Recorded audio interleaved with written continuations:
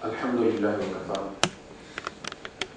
والصلاة والسلام على أشرف الأنبياء أما بعد فأعوذ بالله السميع العليم من الشيطان الرجيم بسم الله الرحمن الرحيم إن الله وملائكته يصلون على النبي يا أيها الذين آمنوا صلوا عليه وسلموا تسليما قال تعالى لقد جاءكم رسول من أنفسكم عزيز عليه ما عنتم حريص عليكم بالمؤمنين رؤوف رحيم صدق الله العظيم رب اشرح لي صدري ويسر لي أمري واحلل عقدة من لساني يفقهوا قولي آمين يا رب العالمين. ہم جب بھی نبی کریم صلی اللہ علیہ وسلم کی حیات طیبہ کے بارے میں کوئی پروگرام کرتے ہیں تو اس سے ہمارا مقصد اپنا آڈٹ کرنا ہوتا ہے، احتساب کرنا ہوتا ہے کہ ہم اپنی عملی زندگی میں اپنے نبی کے کتنے قریب ہیں. اللہ پاک نے انسانوں میں سے نبی اسی حکمت کے تحت چنے ہیں. نبی انسانوں میں پیدا کیے گئے ہیں، ان کا تعلق آسمان کے ساتھ ہے، وہ اللہ کے فرستادہ ہیں، وہ اللہ کے یہاں جزا و سزا کا جو نظام ہے اس بیوروکریسی کا حصہ ہیں، جبرائیل بھی اور محمد رسول اللہ صلی اللہ علیہ وسلم. وہ بھیجے جاتے ہیں. حضور صلی اللہ علیہ وسلم نے دنیا کو اپنی طرف منسوب نہیں کیا. آپ نے فرمایا حبب الی من دنیاکم، تمہاری دنیا میں سے میرے لیے محبوب بنایا گیا ہے. الطیب والنساء وجعل قرۃ عینی فی الصلاۃ. تو وہ ہماری دنیا سے متعلق لوگ نہیں ہوتے، لیکن اللہ پاک نے ان کو حکمت کے تحت انسانوں میں پیدا کیا ہے تاکہ وہ انسانوں میں رہیں اور انسانوں کے جتنے بھی علائق ہیں وہ ان کے ساتھ، ان کا والد بھی ہو، ان کی والدہ بھی ہو، ان کے عزیز و اقارب ہوں، ان کی اولادیں ہوں، بیویاں ہوں، اور پھر وہ ان کے معاملات میں عدل پر چل کے دنیا کو یہ دکھا سکیں کہ اللہ جو حکم دیتا ہے وہ قابل عمل ہے. اس کے بعد آپ دیکھیں استاد آپ کو جب ایک تھیوری پڑھاتا ہے تو اس کے بعد پھر وہ لیب میں وہ پریکٹیکل کرا کے آپ کو دکھاتا ہے اور پھر آپ جا کے ڈاکٹر عبدالقادر خان بنتے. نبی بھی وہ عمل کر کے دکھاتے ہیں کہ میں صرف کہتا نہیں بلکہ میں خود بھی اس پر عمل کرتا ہوں، بلکہ پہلے عمل کرتے ہی نبی. اللہ کا حکم جب نافذ ہوتا ہے تو سب سے پہلے نبی پر نافذ ہوتا ہے. سب سے پہلی نماز حضور نے پڑھی. جب متبنی بیٹے کی جو ہے وہ بیوی سے نکاح کا حکم ہوا تو حالانکہ بڑے مسائل تھے اس میں، صدیوں کی جو ہے وہ ایک روایت تھی جس کو توڑنا تھا، تو اللہ پاک نے اپنے نبی سے اس کو توڑوایا. تو انبیاء آتے اسی لیے تاکہ وہ عمل کر کے دکھائیں. ان کی اولاد ہوتی ہے وہ روتے بھی ہیں اور کہتے ہیں کہ آنکھیں روتی ہیں، دل درد کو محسوس کرتا ہے، لیکن زبان سے وہی نکلتا ہے جس سے رب راضی ہوتی ہے. ان کی بیٹیاں بھی بیائی جاتی ہیں اور ان کو بھی اتنی عزیز ہوتی ہیں جتنی ہمیں. فاطمہ میرے جگر کا ٹکڑا ہے، لیکن جیسے بیایا ہے سب کو پتہ. طلاقیں ہوئی ہیں، شادیاں ہوئی ہیں، حق مہر دی ہے. یہ ساری مثالیں کن کے لیے تھی؟ ہمارے لیے تھی نا. اس طرح بچیاں بیان، اس طرح معاملات کرنا. تو اصل میں یہ ایک احتساب ڈے ہوتا ہے، ہمارے آڈٹ کرنا ہوتا ہے کہ ہم صرف منہ زبانی مسلمان ہیں یا ہمارے اندر کو مسلمانی والی چیز بھی رہ گئی. اسی طرح جب ہم سال مناتے ہیں اس میں بھی اپنا سال کا آڈٹ ہوتا ہے. ایک سال ہم نے خرچ کر دیا، حاصل کیا کیا؟ اصل سرمایہ وقت تھا. ٹیکسی والا جب شام کو بیٹھتا ہے تو حساب لگاتا ہے اتنے کا پیٹرول ڈالا ہے،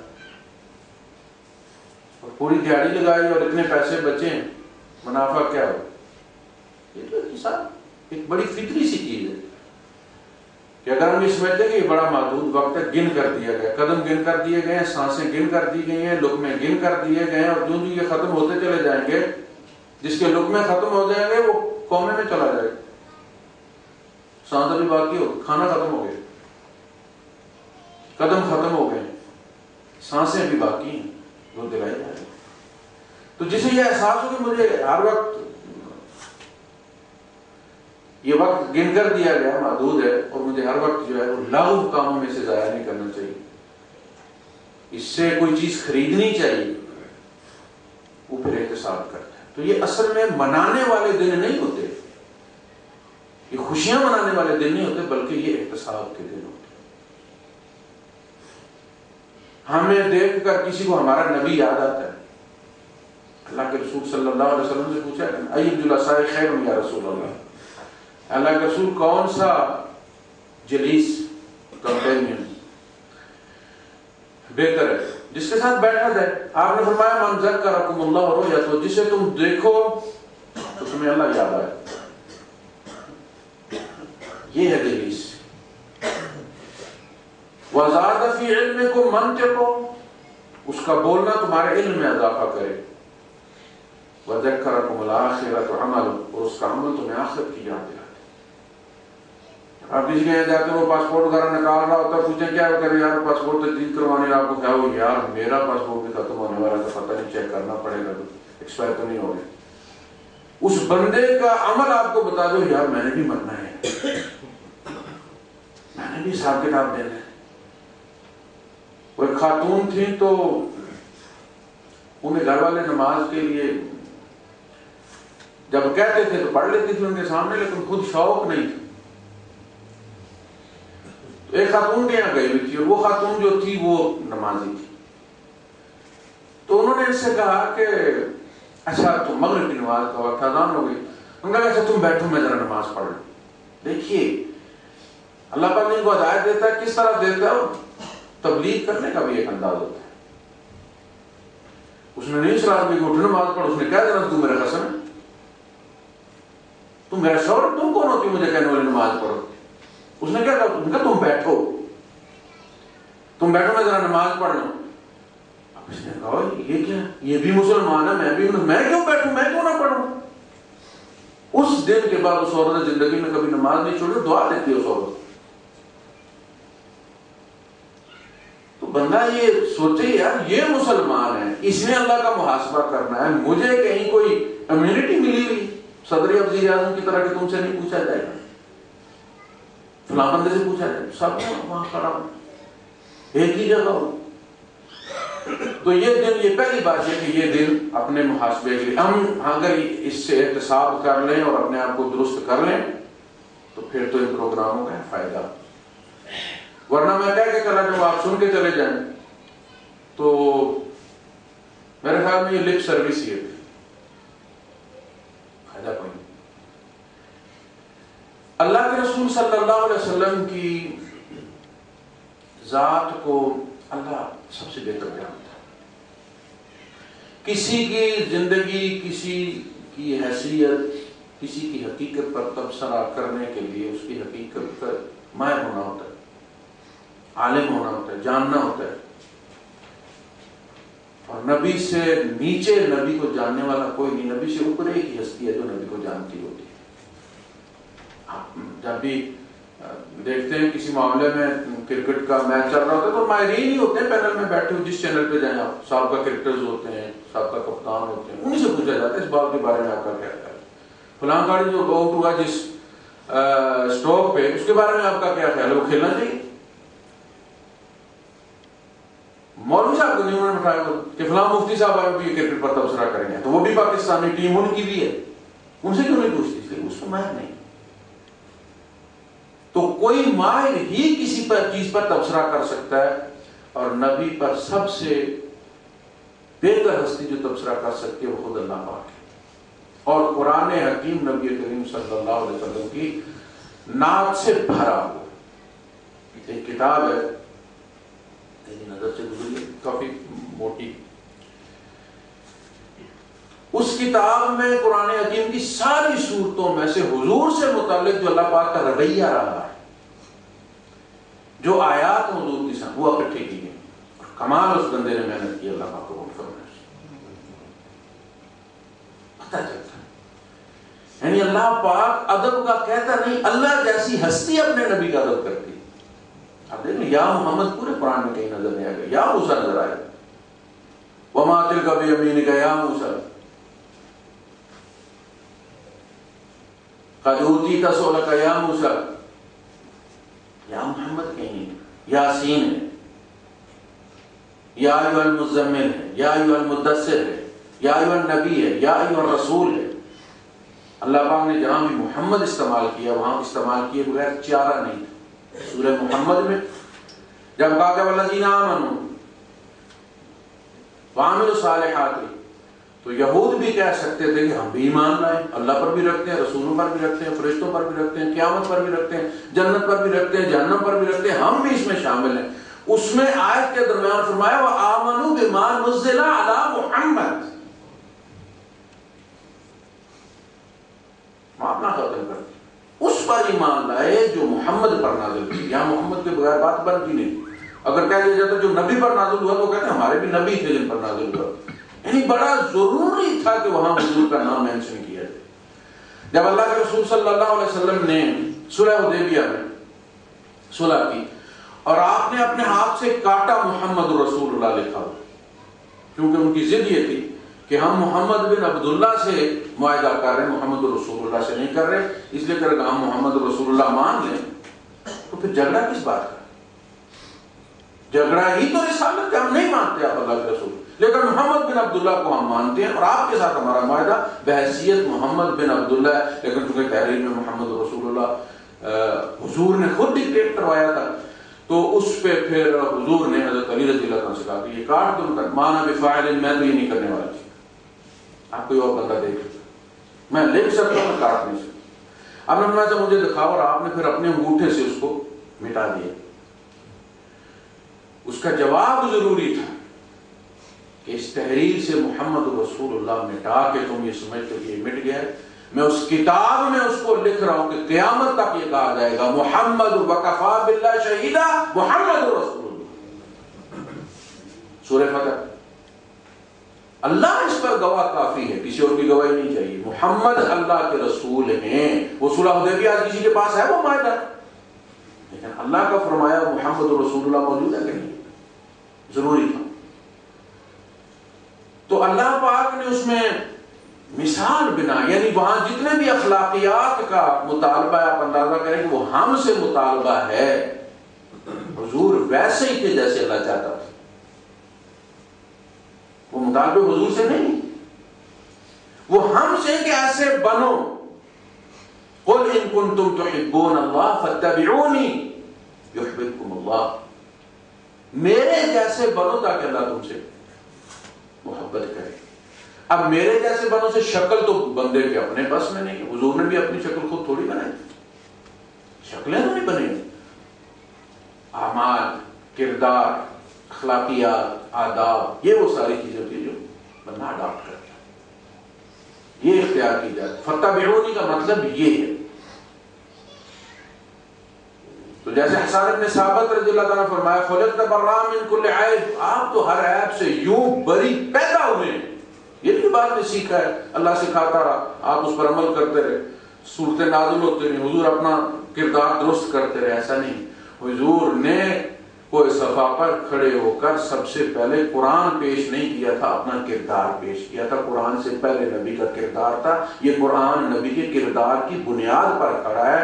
حضور نے کہا یہ اللہ کا کلام ہے تو ہم کہتے ہیں یہ اللہ کا کلام ہے، اور حضور کا کہا ہم اس لیے مانتے ہیں کہ حضور کے دشمن بھی اس چیز کا اقرار کرتے ہیں کہ اپنی زندگی میں کبھی جھوٹ نہیں بولا، یہ سچ پر کھڑا ہے۔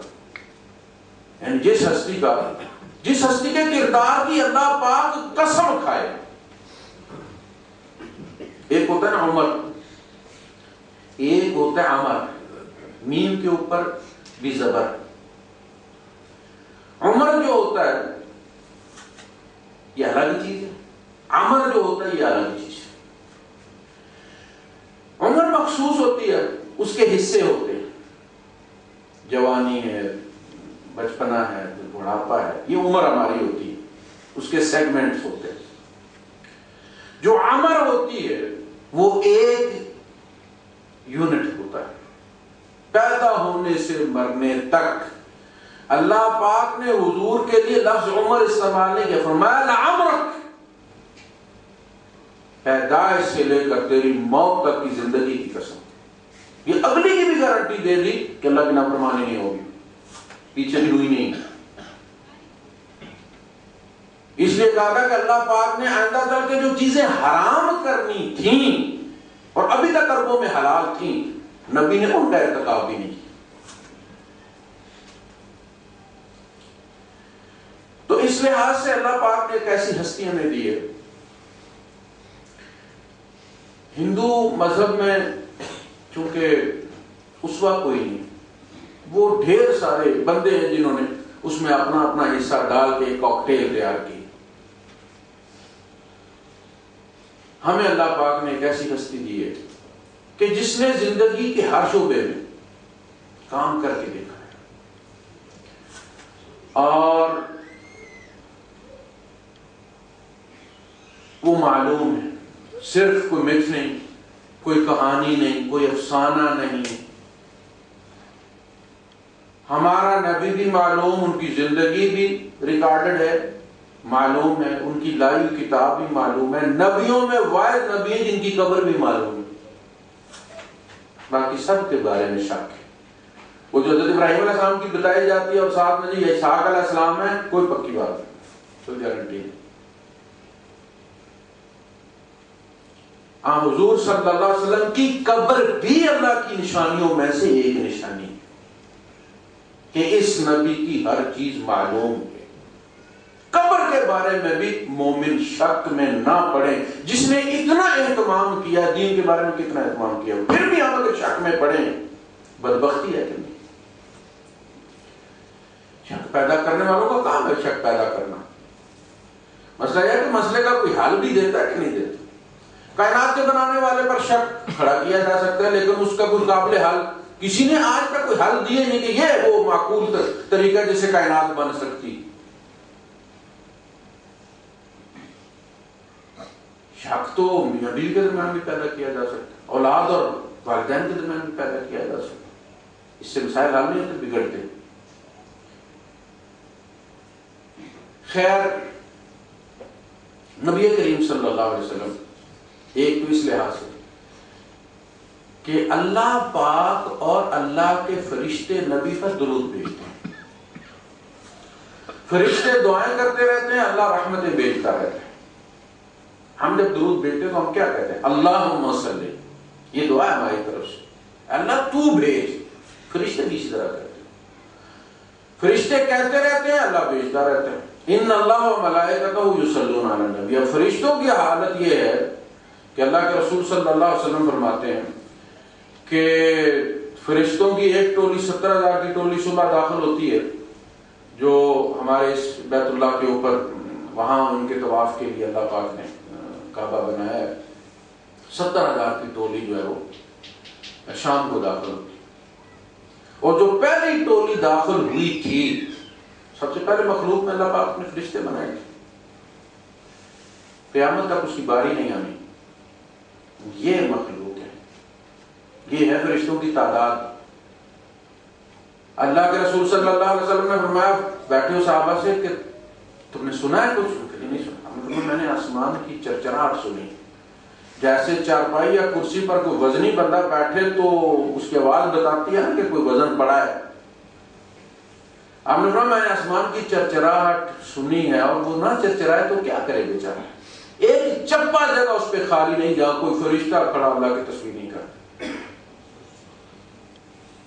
وہ سارے نبی کریم صلی اللہ علیہ وسلم پر درود بھیجتے ہیں۔ جس طرح اللہ کا ذکر ان کی خوراک ہے، نبی پر درود بھی ان کے ذکر کا حصہ ہے۔ جس طرح نبی ہمارے کلمے کا حصہ ہے، کلمے بھی ساتھ شامل ہیں، اذان میں شامل ہیں، اقامت میں شامل ہیں، نماز میں شامل ہیں۔ اسی طرح زندگی کا ایسا کوئی شعبہ نہیں کہ کہ جس میں وہ شامل نہیں ہے کہ ہم یہ کہیں کہ یہاں ہمیں کسی اور کی طرف دیکھنا چاہیے. اور جو مومن ہوتا ہے اس کی پہلی سوچ یہ ہوتی ہے کہ میرے نبی نے یہ کام کیسے کیا تھا. نبی کی زندگی جیو. جب بھی کوئی معاملہ درپیش ہو تو تمہاری پہلی سوچ اللہ کی طرف نہیں. اللہ پاک کی تو کوئی اولاد ہی نہیں کہ ہمیں یہ ہوگا کہ اللہ نے بیٹی کیسے بیائی ہے, وہاں نہیں جائیں گے ہم. پہلی سوچ یہ ہونی چاہیے کہ لوگوں سے پوچھ رہے ہو کہ کس طریقے سے تم اپنے نبی سے کیوں نہیں پوچھتے. سادگی اختیار کی ہے. جو بھی کسی زمانے میں بھی ممکن ہو اس کو اسراف سے بچانا چاہیے اور بے حیائی سے بچانا چاہیے. آج کل کی تو حالت آپ کے سامنے ہے کہ ہر آدمی کے پاس ایک ڈیوائس ہے جس سے ویڈیوز بن جاتی ہیں. آپ لاکھ پردے کی کوشش کریں وہ پھر اگلے دن یوٹیوب پہ چڑھ جاتی ہیں. لہذا عورتوں میں جا کر بھی ریلیکس نہ ہوا کریں گے. ہم ساری عورتیں ہی ہیں, وہ عورتیں نہیں, بہت سارے مرد بھی ہوتے ہیں. تو رانا لیاقت علی خان آئی تھی کسی کے گھر, تو انہوں نے کہا کہ آپ ذرا صبر کیجیے. تو انہوں نے اپنی خواتین کو پردہ کروا دی, اندر زنانے میں بیچ کر. پھر کسی سیاسی مسئلے میں آئی تھی بات چیت, تو انہوں نے کہا کہ جی خواتین سے نہیں ملوایا. تو انہوں نے کہا کہ ہماری خواتین کا آپ جیسے مردوں سے پردہ ہے, یعنی ہماری عورتوں کے نزدیک, ہمارے نزدیک آپ مردوں میں شو. اس لیے میں نے آپ سے کھول ڈل کے بات کی ہے. میرے نزدیک آپ مرد ہیں اور آپ جیسی عورتوں سے ہماری خواتین کا پردہ ہے. تو وہاں ریلیکس نہ ہوا کریں. اسی طریقے سے کوشش کریں کہ اگر آپ کے کوئی عزیز ہیں, رشتہ دار ہیں, تو آپ جتنا بھی اس بے حیائی میں کم کروا سکتے ہیں. یار آپ 8 آنے کے لیے اتنا جھگڑا کرتے ہیں, ڈسکاؤنٹ کرانے کے لیے جوتا خریدنے جاتے ہیں, نظر کا چشمہ وہ کہتا ہے 8 درہم, آپ کہتے ہیں یار میں 6 درہم دوں گا. آدھا گھنٹہ بحث کرتے رہتے ہیں, شاید 6-10 دکانیں پھرتے ہیں. اللہ رسول کے لیے نہیں ہو سکتا کہ تھوڑا سا تو کام کرا دو یار, یہ آئٹم جو ہے یہ رہنے دو, وہ گانے والی نہ بلا دو, یہ والا کا. یعنی جو اگر تھوڑی سی ڈسکاؤنٹ آپ کروا دیں گے بے حیائی میں, تو اللہ پاک آپ اس کا اجر دے گا. کس بندے بے حیائی میں کمی کروائی.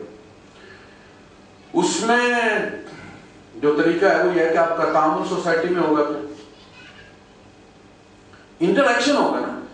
ان کے دکھ سکھ میں آپ شریک ہوں گے. جب آپ دکھ سکھ میں شریک ہوں گے تو کوئی آپ کا مشورہ بھی مانے گا. یعنی اگر آپ اس لیے برادری کے ساتھ جڑے رہیں, ان کے بیماروں کی مدد کرتے رہیں, بچوں کی تعلیم میں آپ فیس, یونیفارم, کتابوں میں مدد کرتے رہیں, اور اسی طرح اگر بچی کی شادی ہو رہی ہے تو اس میں آپ تھوڑے سے پیسے دے دیں, کوئی تحفہ میں دے دیں, تو اس کے نیچے اگر اس کے پیچھے اگر نیت انفاق فی سبیل اللہ کی ہو تو آپ کی دنیا بھی جڑی رہے گی, آپ کا دین بھی ہوگا. پھر جب آپ مشورہ دیں گے تو اگلا قبول بھی کرے گا کہ بندہ مخلص ہے, اوکھے سوکھے میرے ہماری مدد کرتا ہے.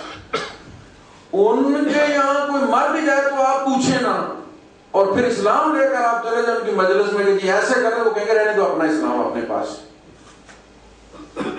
اس کے لیے حکمت یہ ہے کہ آپ جڑے رہیں, ان کے احوال کا خیال رکھیں, اگر وہ بھوکے ہیں تو کھانے کا بندوبست کریں.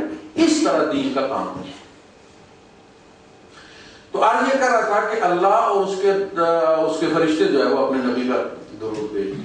یہ کوئی کم اعزاز نہیں, کوئی ہماری محتاجی نہیں ہے نبی کریم صلی اللہ علیہ وسلم کو کہ ہم درود بھیجیں گے. تو حضور کوشش یہ کرتے تھے کہ میری امت کا بھلا ہو جائے, سوچا کرتے تھے ہمیشہ. آپ نے فرمایا صحابہ سے کہ دیکھو جو بندہ آتا ہے مانگنے کے لیے, تمہیں پتہ تو ہے میں نہ نہیں کرتا, تو تم اس کی سفارش کر دیا کرو, اللہ پاک تمہیں بھی اس کا اجر دے دے گا. جب آیت نازل ہوئی وَمَن يَشْفَعْ شَفَاعَةً حَسَنَةً يَكُن لَهُ نَصِيبٌ مِنْهَا, جو کسی کی اچھی سفارش کرے گا تو اللہ پاک اس کا اجر اس میں سے دے گا.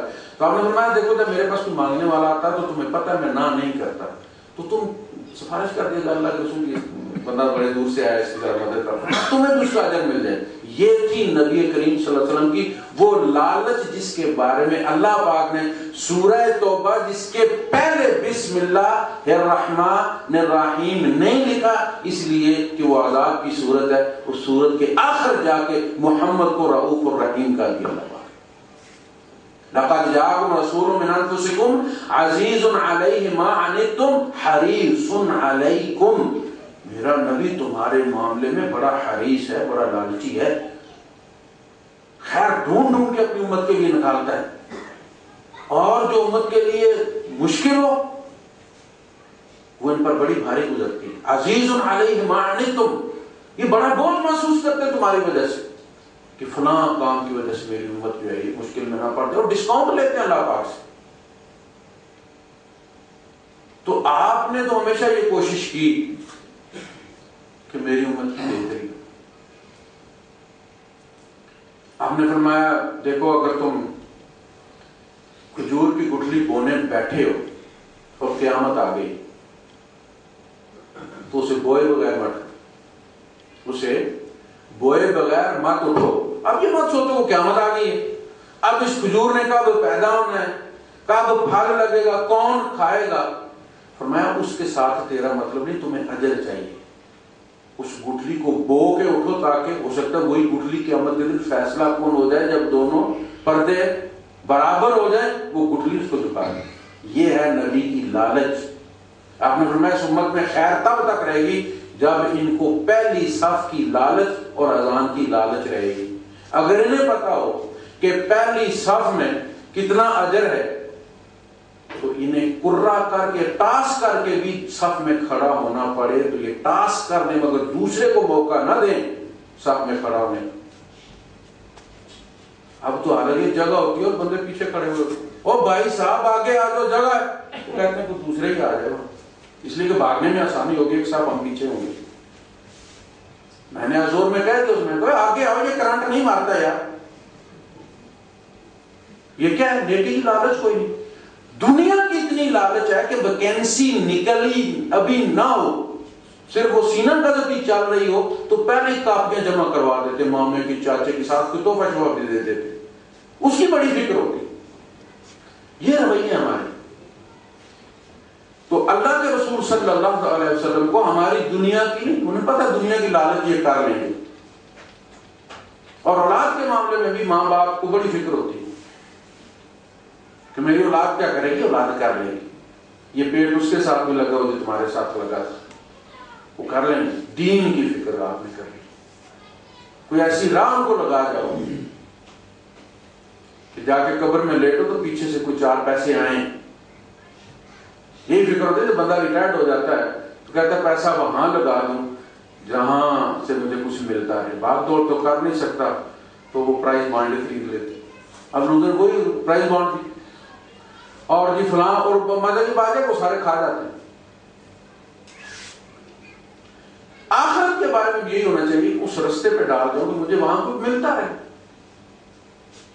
حریص علیکم بالمؤمنین رؤوف رحیم، مومنوں کے بارے میں بڑے ہی شفیق بڑے ہی رحیم ہیں. تو یہ سورہ توبہ ہے جو اصلاً سورہ عذاب ہے. اس میں طے کر دیا گیا کیا منافقین کے ساتھ کیا کرنا ہے، مشرکین کے ساتھ کیا کرنا ہے، اہل کتاب کے ساتھ کیا کرنا ہے. اور اس کے پہلے بسم اللہ نہیں لکھی، لیکن اس کے آخر میں جا کے کہا کہ اب بھی دروازہ کھلا ہے اور وہ دروازہ محمد رسول اللہ صلی اللہ علیہ وسلم کو مان لو، ان کے پیچھے چلو، آج بھی نجات تمہارے لیے ممکن. اس کے ساتھ یعنی عملی طور پہ جو ہمارا رویہ میں نے آپ کے سامنے رکھ دیا، اور دوسروں کی بات کرنے کی ضرورت نہیں ہے، ہم خود اپنے آپ کو دیں. کتنا ہم چلتے یعنی معاملات میں شکل و صورت میں پھر بھی ہم کچھ نہ کچھ کر لیتے ہیں. دال دلیا جتنی بھی وہ کوشش کر لیتے ہیں کہ وہ بن جائے، لیکن وہ ایور ریڈی سیلن بڑے چلتے ہیں، لوگوں کا اعتماد ہے کافی عرصے سے چل رہے ہیں. تو اس کے ساتھ کے جو جیلی آئے ہیں ان میں بھی اسی طرح کا دار ہے، اسی قسم کی بلی ہے. جو لکھا ہوا ہے وہ بھی ایور ریڈی کی ٹائپ کا ہی لکھا ہوا، لیکن ایور ریڈی لکھا ہوا نہیں. شکل بنائی ہے کہ سارے بندے کو انگریزی پڑھے ہوئے تو نہیں ہے نا. 2-4 بندے کو 2-4 بغیر انگلش جاننے والے بھی آ جاتے ہیں، دیہاتی ہیں، وہ پھنس جائیں گے. ہم نے یہ کام کیا ہو شکل پھر بھی کچھ نہ کچھ، لیکن جب معاملات آتے تو اللہ معاف کرے ایسے پتہ چلتا ہے کہ جیسے ہم کوئی اسوا رکھتے ہی نہیں، ہم مرضی کے مالک. یہ ہمارا عملی رویہ. حالانکہ ہونا یہ چاہیے کہ سب سے پہلے ہم یہ دیکھیں کہ اللہ نے حکم کیا دیے. نبی نے کر کے کیسے دکھایا. یہ دو چیزیں ہمارے مد نظر ہر معاملے میں ہے، تجارت ہو، ادار سدار ہو، مہمان آ گئے ہیں، جس طرح سے بھی ہے. اللہ کے رسول صلی اللہ علیہ وسلم نے فرمایا کہ مہمان آ جائے اور میزبان کے لیے یہ ساری زمین سونے کا لقمہ بنا دی جائے، پورا گلوب، اور وہ مہمان کو کھلا دے تو اس مہمان کا حق ادا نہیں ہے. یہ مہمانی یعنی ایسا نہیں ہے کہ زندگی کے کسی شعبے کے بارے میں کوئی ہدایت موجود نہیں ہے. اگر وہ وہاں کوئی فرار رہ گیا تو اس کا مطلب ہے کہ کسی نبی کی ضرورت ہے، اور اگر نبی کی ضرورت نہیں ہے، اللہ نے یہ سلسلہ بند کر دیا تو اس کا مطلب یہ ہے کہ اللہ نے گارنٹی دے دی ہے کہ ایک مومن کی 24 گھنٹے کی زندگی میں کسی جگہ بھی اندھیرا نہیں. حضور نے خود فرمایا میں تمہیں جس راستے پر ترکتکم علی المحجۃ البیضاء، میں تمہیں ایک سفید چٹے راستے پر چھوڑ کر جا رہا ہوں، لیلھا کنہارھا، اس کی راتیں بھی اتنی روشن ہیں جیسے دن روشن ہوتا ہے. تم یہ نہیں کہہ سکتے ہم رات کو اندھیرے میں بھٹک گئے. لا یزیغ عنہا الا ہالک، زاغ یزیغ ہوتا ہے ٹیڑھا ہونا. آپ نے فرمایا اس راستے سے بھول کر کبھی کوئی ٹیڑھا نہیں ہوگا. وہی ٹیڑھا ہوگا جو خودکشی کرنا چاہتا ہے، روحانی خودکشی، اپنے آپ کو ہلاک کرنا چاہتا ہے. اس کے بعد ہمارے یہاں بحثیں نکلتی ہیں، اور بحثیں جو یہ پچھلی قوموں کی آپ تاریخ پڑھ لیں کہ جب امتوں پر زوال آتے ہیں تو اس قسم کے وبال آتے ہیں. ہر آسمانی مذہب کی حامل جو امت ہے اس پر جب زوال آتا ہے تو یہ مخصوص نشانیاں ہوتی ہیں، جیسے ملیریا انگریز کو بھی ہو تو وہی نشانیاں ہوں گی، عرب کو بھی ہو تو وہی نشانیاں ہوں گی، پاکستانی کو تو وہی نشانیاں ہوں گی، بنگالی کو تو وہی نشانیاں ہوں گی. اسی طرح امتوں میں زوال کی پہلی نشانی یہ ہے کہ تعویذ گنڈا عام ہو جاتا ہے. وَاتَّبَعُوا مَا تَتْلُو الشَّيَاطِينُ عَلَى مُلْكِ سُلَيْمَانَ وَمَا كَفَرَ سُلَيْمَانُ وَلَكِنَّ الشَّيَاطِينَ كَفَرُوا يُعَلِّمُونَ النَّاسَ السِّحْرَ. جادو کی دکانیں کھول جاتی ہیں، کالا جادو، چٹا جادو، سنگ دل محبوب قدموں میں، تمنا کیسی کیوں نہ ہو، دیوانیں کالی کیوں. یہ زوال کی پہلی نشانی ہے. اللہ پر اعتماد ختم ہو جاتا ہے. فلاں نے بندش کر دیا، فلاں نے بندش کر دیا، فلاں نے رکاوٹ ڈال دی ہے. وہ میرے گھر بچی جس دن سے پیدا ہوئی ہے اس دن سے میری نوکری کا مسئلہ اپ اینڈ ڈاؤن رہتا ہے. وہ بچی میں نفس پیدا ہو گئی ہے، کرتوت کرتا رہا تو کرتا رہا ہوگا، وہ تو معصوم ہے بیچاری. یہ کل پروجیکٹ کا مسئلہ پوچھ رہے. جب سے بچی پیدا ہوئی تھی وہ مشکلیں آنا شروع ہو گئی ہیں کام میں، تو اب ریورس گیئر تو ہے کوئی نہیں. یہ اللہ پر توکل نہ ہونے کی نشانی. جو رب نے تیرے مقدر میں لکھ دیا اس رب سے طاقتور کوئی نہیں. اللہم لا مانع لما اعطیت، اللہ جو تو دینا چاہتا اس کو کوئی روک نہیں سکتا. ولا معطی لما منعت، جو تو نے روک دیا وہ دلوا کوئی نہیں سکتا. ولا ينفع ذا الجد، اے اللہ ہم کسی بڑے سے بڑے روبدار والے کے پاس چلے جائیں، بڑے سے بڑے فن خان کے پاس چلے جائیں، تیرے دربار میں کسی کی نہیں چلتی. من کل جد، اس کو بھی جو ملا تو جسے ملا. اگر کوئی فن خان ہے، بڑا ہے، پیسے والا ہے، نمازیں پڑھی اس نے تو اللہ کی توفیق سے ہی پڑھی، اس کے پاس بھی جو کچھ ہے رب کا دیا ہوئی. وہ رب کو بلیک میل کوئی نہیں کر سکتا. پہلی نشانی یہ ہوتی ہے کہ اس قوم میں جادو عام ہو جاتا ہے، تعویذ گنڈا عام ہو جاتا ہے، لوگوں کا ایمان ختم ہو جاتے ہیں، وہ کٹی ہوئی پتنگ کی طرح ہوتے ہیں جو جہاں چاہے لوٹنے کو پوچھ نہیں سکتے. انه من يشرك بالله فكأنما خر من السماء فتخطفه الطير او تهوي به الريح في مكان سحيق. سورہ حج پڑھنے والی جب کوئی شرک کرتا ہے تو اس کی مثال اس شخص کی ہوتی ہے جو آسمان سے گر پڑا ہے. اب کہاں گرے گا وہ؟ جب بلڈنگ سے بندہ گرتا ہے تو نیچے والے وہ جال پکڑ کے کھڑے ہوتے ہیں، وہ جا کے ادھر گرتا ہے کچرے والے ڈرم میں. بلڈنگ ابھی تھوڑی سی ہوتی ہے، کہاں جا کے گرتا ہے؟ تہوی بہ الریح فی مکان سحیق. اس سے ہوا کون سی ہوا؟ نفس، خواہشات، یہ خواہشات بھی اللہ سے توکل توڑتی ہیں نا. اللہ اللہ کرتے ہوئے اتنے سال ہو گئے، کوئی نہیں اللہ نے دی، اب دے جاتے فلاں بابے جی سے لیں گے تعویذ و بچہ لیں گے. یہ خواہش ہے. خواہشیں انہیں گہری سے گہری کھائی میں لے جاتی ہیں، یا پرندے اچک لے جاتے ہیں. تو یہ جادو، تعویذ کرنا، یہ امتوں کے زوال کی نشانی ہے. محنت نہیں کرنی، رب کے لکھے پر توکل نہیں ہے، رب کی عطا کردہ برکت پر توکل نہیں ہے. چاہتے ہیں کہ راتوں رات لاکھ پتی کروڑ پتی بن جائیں، چونکہ رشتے بھی پیسے والوں کو ملتے ہیں، اور اس کے لیے وہ چاہتے ہیں اللہ دین کا چراغ ادھر کہیں سے مل جائے. کون قطرہ قطرہ جوڑے؟ حالانکہ اللہ کے رسول صلی اللہ علیہ وسلم فرماتے ہیں کہ جس بندے کے پاس اس وقت کا کھانا ہے، اس دن کا، صبح شام کا، اور وہ معافات فی البدن، اور وہ اپنے بدن میں صحت مند ہے، اسے کوئی بیماری نہیں، اور وہ اس دن کی ہر وقت کی نماز پڑھ بیٹھا ہے، دین پر قائم ہے. آپ نے فرمایا دنیا اپنے دونوں سینگوں کے ساتھ اس کے گھر میں آ گئی، کسی چیز کی کمی نہیں. یعنی جتنا پیٹ میں جگہ تھی وہ بھر گیا ہے، دین اس کا ٹھیک ہے، جو کھایا وہ ہضم ہو رہا ہے، بس اتنی تیری ایمان. ایک حدیث قدسی میں اللہ پاک فرماتا ہے کہ اے بندے مجھ سے کل کا رزق مت طلب کر، اسی طرح جس طرح میں تجھ سے کل کی عبادت طلب نہیں کرتا. لوگ خودکشیاں کیوں کرتے ہیں؟ یہ جیو والے کروا رہے ہیں. یہ جو دکھاتے ہیں نا لگے ہوئے بیڈ اور صوفے اور ٹریپل ڈور جناب علی فریج، اور لوگ خودکشیاں کرتے ہیں. ہم نے بھی غربت گزاری ہے، کبھی نہیں سوچا تھا کہ مر جائیں، بھوکے بھی رہیں، بھوکے اسکول بھی گئے، عید والے دن ہمارے پاس کپڑے نہیں ہوتے تھے، جوتے نہیں ہوتے تھے، کبھی نہیں سوچا کہ یہ بھی کوئی مرنے والی وجہ ہے. اب لوگ کہتے ہیں حکومت کی وجہ سے خودکشیاں، حکومت کی وجہ سے لوگ ذہنی مریض ہو گئے ہیں، پاگل کر دیا ان چینلوں نے لوگوں کو. ورنہ متوکل مومن اور خودکشی، آپ کے نبی نے کس طرح زندگی گزاری؟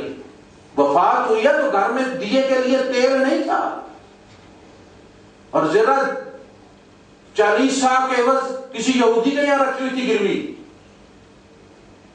اس سے زیادہ کوئی غریب ہے؟ آج کل کے تو غریب کے گھر میں بھی 14 انچ کا کم از کم ٹی وی ہے، کیبل بھی پہنچی ہوئی ہے، پھر بھی غریب ہے. تو ایک تو یہ سلسلہ ہو گیا کہ تعویذ دھاگا زیادہ. دوسرا مباحثات، بحثیں. جس طرح کوئی بندہ مر جاتا ہے، جانور مر جاتا ہے، تو وہ ڈی کمپوز ہونا شروع ہو جاتا ہے، گلنا سڑنا شروع ہو جاتا ہے، بدبو اٹھنی شروع ہو جاتی ہے، کیڑے کھانا شروع ہو جاتے ہیں، اس کے اعضاء کا آپس کا تعلق ختم ہو جاتا ہے. اسی طرح جب امت مرتی ہے تو اس کے اندر یہ ہوتا ہے، اس کا ہر شعبہ گلنا سڑنا شروع ہو جاتا ہے. بحث میں باتیں چھوٹی چھوٹی باتوں پر. ہم نے جن قوموں کو فتح کیا ان کے زوال کے زمانے میں یہ ہم نے معاشرہ کیا ہوا تھا، اور ان کے یہاں بحث چل رہی تھی کہ سوئی کے ناکے پر کتنے فرشتے آتے ہیں. مسلمانوں نے شہر کا محاصرہ کیا ہو، اور اندر بحث ہو رہی ہے ان کے مولویوں میں کہ سوئی کے ناکے پر فرشتے کتنے آتے ہیں، اور عیسیٰ علیہ السلام کی پیدائش کے بعد مریم کو کنواری کہا جا سکتا ہے. ہم کیوں کہتے ہیں کنواری مریم؟ بچہ پیدا ہو گیا. اس پہ مباحثے ہو رہے ہیں. اب یہی ہمارے یہاں ہوتا ہے. حیات النبی، کیا حضور قبر میں زندہ ہے؟ اور جو قبر کے بعد وہ زندگی گزار رہے ہیں اس کو فالو کر بیٹھے ہیں. ختم ہو گئی ہے وہ. اب تو آپ قبر کے اندر تب جائیں جب قبر کے باہر والی زندگی آپ کی زندگی میں آ گئی ہے، پھر تو آپ اگلی بحث شروع کریں. کیونکہ ہمارے یہاں بھی مولویوں کے پاس تو کرنے کو کام کوئی نہیں ہے، انہوں نے تو پھر اپنی دکان چلانی ہے نا. جلسے ہونے ہیں، ہر جلسے پہ آج کل کم از کم 10,000 ریٹ ہے مولوی، اور انکار کر دیتے ہیں. آپ جائیں اور وہ پہلے رکھواتے ہیں، اور اس کے بعد کہتے ہیں جو ویلے ملیں گی وہ بھی ہماری. یہ 10,000 تو لمسم ہے نا. آج کل میں ایک جگہ 40,000 وہ مانگ رہے تھے، جلسہ کروانا تھا قاضی بدر صاحب کے بیٹے کا. تو انہوں نے کہا کہ جی 40,000. تو لوگ سارے غریب ہیں چکوال کے بیچارے، بارانی علاقہ ہے، بڑی منت اللہ کر کے وہ 40,000 میں سے کچھ پیسے کم تھے، تو گئے ان کو جا کے سمجھایا کہ بعد میں پہنچا دیں، انہوں نے کہا کہ نہیں یہ اس میں ادھار نہیں، پیسے پورے کریں۔ ان کا کہا خدا کا خوف کریں، یہ دین کا کام ہے، آپ یہ جو 5,000 کم ہے آپ سمجھ لیں یہ آپ نے اللہ کی راہ میں دے دیا ہے تو چلیں۔ انہوں نے کہا نہیں جی یہ تو آپ دیکھیں پہلے ہی ہم لوگ بڑی ڈسکاؤنٹ کر بیٹھے ہیں، وہ شیعوں کے ذاکر جو ہے وہ تو 2-2 لاکھ لے کے جاتے ہیں، آپ 40,000 دینے میں بھی اس طرح تھوڑے مقابلے ہوتے ہیں۔ حیات النبی ممات النبی، حیاتی مماتی، حضور قبر میں زندہ ہیں نہیں ہیں، اس کا ہماری عملی زندگی کے ساتھ کیا تعلق ہے؟ زندہ ہیں تو نمازیں کم ہو گئی، یا رکعتیں کم ہو گئی، یا روزے کم ہو گئے، یا سنتوں میں کمی بیشی ہو گئی، اس چیز کا ہمارے عملی زندگی کے ساتھ کوئی تعلق نہیں ہے، لیکن ہم بحث کر لیتے ہیں کہ ایک نبی کی بات نہیں، یہ سارے نبیوں کی بات ہے۔ اللہ پاک نے قرآن حکیم کے اندر واضح طور پر یہ فرمایا کہ شہداء زندہ ہوتے ہیں، عند ربہم یرزقون، وہ اپنے رب کی طرف سے رزق دیے جاتے ہیں۔ شہداء کی باتیں اللہ نے قرآن میں کوٹ کی ہیں، قال یا لیت قومی یعلمون، وہ شہادت کے بعد کہہ رہے ہیں۔ شہید کا شعور زندہ ہوتا ہے، وہ سوچتا ہے، یستبشرون، وہ بشارتیں دیتا ہے، لیکن اللہ پاک نے فرمایا بل احیاء ولکن لا تشعرون، تم ان کی زندگی کا شعور نہیں رکھتے، وہ اس طرح کی آکسیجن والی زندگی نہیں، ورنہ کے ساتھ سلنڈر بھی وہاں رکھوانے پڑتے آکسیجن کی، وہ یہ ان کی کیمسٹری تبدیل ہو گئی ہے حیات کی، وہ رزق بھی اس طرح نہیں ہے کہ 2 روٹیاں صبح کھاتے اور 2 شام کو کھاتے ہیں، ان کی رزق کی کیفیت بھی تم اس کا شعور نہیں ہے تم۔ جب اللہ یہ کہہ رہا ہے وَأَنْتُمْ لَا تَشْعُرُونَ، تو یہ صحابہ سے بھی کہہ رہا ہے، جب میں پڑھتا ہوں تو مجھ سے بھی کہہ رہا ہے، جب ڈاکٹر پڑھتا ہے تو اس کو بھی کہہ رہا ہے، اور قیامت تک جو پڑھتا رہے گا اس کو بھی یہی کہے گا وَأَنْتُمْ لَا تَشْعُرُونَ، تم قیامت تک وہ شعور نہیں رکھ سکتے جو ان کی زندگی کا ادراک کر سکتے۔ اچھا جو نبی کی زندگی ہے، برزخی زندگی، وہ شہید کی زندگی سے بہت زیادہ لطیف ہے۔ تو جب شہید کی زندگی کا ہمیں زندہ ہوتے ہوئے، جب بندہ یہ یقین رکھتا ہے کہ شہداء زندہ ہیں، تو یہ کہنے میں کہ نبی زندہ ہیں اس میں کیا حرج ہے؟ کیا ایمان چلا جاتا بندے کا؟ اس کا کوئی ایمان کے ساتھ تعلق نہیں ہے، نہ یہ قیامت کے سوالوں میں یہ سوال شامل ہے کہ وہاں یہ بھی پوچھا جائے گا کہ بتاؤ نبی قبروں میں زندہ تھے یا مردہ تھے۔ لیکن اگر کوئی بندہ زندہ سمجھتا ہو تو اس سے ایمان پر کوئی فرق نہیں۔ جب ہم یہ سمجھتے شہداء زندہ ہیں تو نبی بھی زندہ ہے، اس سے کیا فرق پڑتا ہے؟ اور ان کی زندگی زیادہ لطیف ہے۔ آپ بخاری سمیت معراج شریف کی ساری جو روایات ہے وہ کتابوں میں حدیث کی دیکھ لیں آپ، کہ جب اللہ کے رسول صلی اللہ علیہ وسلم موسیٰ علیہ السلام کی قبر کے پاس سے گزرے ہیں تو وہ اپنی قبر میں نماز پڑھ رہے تھے، اور جب حضور بیت المقدس پہنچے ہیں تو انہوں نے حضور کے پیچھے نماز پڑھی ہے، اور جب حضور آسمانوں پر گئے تو 6 آسمان پر چوکڑی مار کے بیٹھے۔ اب بتائیے زندہ ہیں کہ نہیں زندہ؟ یہ کیا ہے؟ حضور کو مشورے دے رہے ہیں، اس کا مطلب شعور بھی ہے، صاحب کا تجربے بھی زیادہ ہے۔ حضور کی موجودگی میں آدم علیہ السلام اور حضرت موسیٰ علیہ السلام کے درمیان مناظرہ بھی ہو گیا ہے۔ جی ٹھیک، مجھ پر بھی لاگو، تو مناظرہ بھی ہو، کس کا مطلب ہے زندہ ہے۔ موسیٰ علیہ السلام زندہ تھے، حضور بتا رہے قبر میں بھی زندہ تھے، حضور غائب، نماز بھی حضور کے پیچھے پڑی ہے، وہاں آسمانوں پر گئے، 6 آسمان پر بھی بیٹھے ہوئے، تو کیا ہے؟ اگر ہمارے نبی قبر میں زندہ ہے تو اس زندگی کا ہمیں شعور نہیں،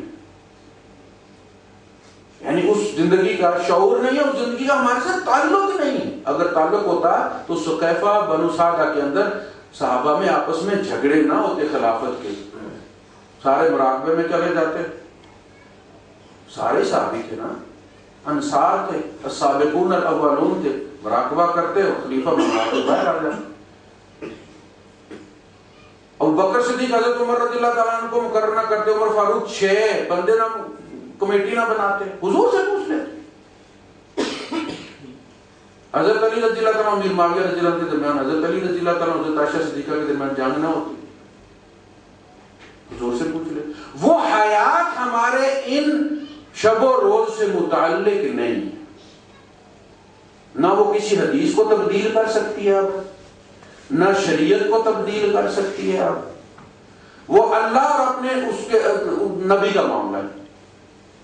وہ زندہ بھی ہیں عند ربهم، اپنے رب کے نزدیک ان کا جو مقام ہے اس کے مطابق اللہ پاک ان کے ساتھ ڈیل کر رہا ہے. ہماری زندگی میں ایک جو بھی کام ہوگا وہ کسی ریفرنس سے ہوگا، یا قرآن سے یا حدیث سے. کشف سے کوئی چیز تبدیل نہیں ہوگی کہ مجھے حضور ملے اور آپ نے کہا کہ یو اے ای والوں کو جو ہے وہ قصر نماز ختم کر دی گئی اس لیے وہ گاڑی پر سفر کرتے ہیں اور ان کی سڑکیں بھی کھلی ڈلی ہیں اس لیے اب قصر منسوخ ہو گئی ہے. کوئی یہ نہیں کہہ سکتا. یعنی شریعت اب اس بنیاد پر تبدیل نہیں ہو سکتی کہ اس عالم میں میرا نبی کے ساتھ جا کر رابطہ ہوا ہے اور نبی کریم صلی اللہ علیہ وسلم نے کوئی چیز تبدیل کی. نواب امیر محمد خان صاحب تھے تو ان نے اپنا جو ہمارا بدنام وزیر خارجہ تھا ظفر اللہ خان، سر ظفر اللہ خان، وہ مسئلہ لگانے کی کوشش کر رہا تھا اور غلام احمد قادیانی کے فضائل بیان کر رہا. وہ سنتا رہا، وزیر خارجہ قائداعظم کا بڑا کلوز بندہ تھا. جب ساری بات کر چکا تو میری بات سنو. میں یہ سمجھا کہ جو ساری آپ نے گفتگو کی ہے آپ مجھ سے یہ منوانا چاہتے ہیں کہ غلام احمد قادیانی نبی ہے؟ اس نے کہا جی.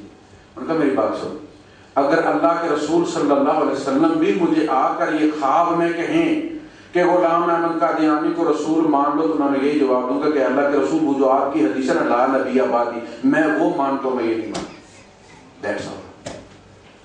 اس سے زیادہ امید ختم کرنے والی کوئی بات نہیں. تو ہماری شریعت وہ ہے جو حضور اپنی حیات طیبہ میں دے گئے، اسی کے بارے میں قیامت کے دن حساب ہوگا کہ اس کے مطابق چلے ہو یا نہیں. برزخ کے معاملات اللہ جانے، اللہ کا نبی جانے.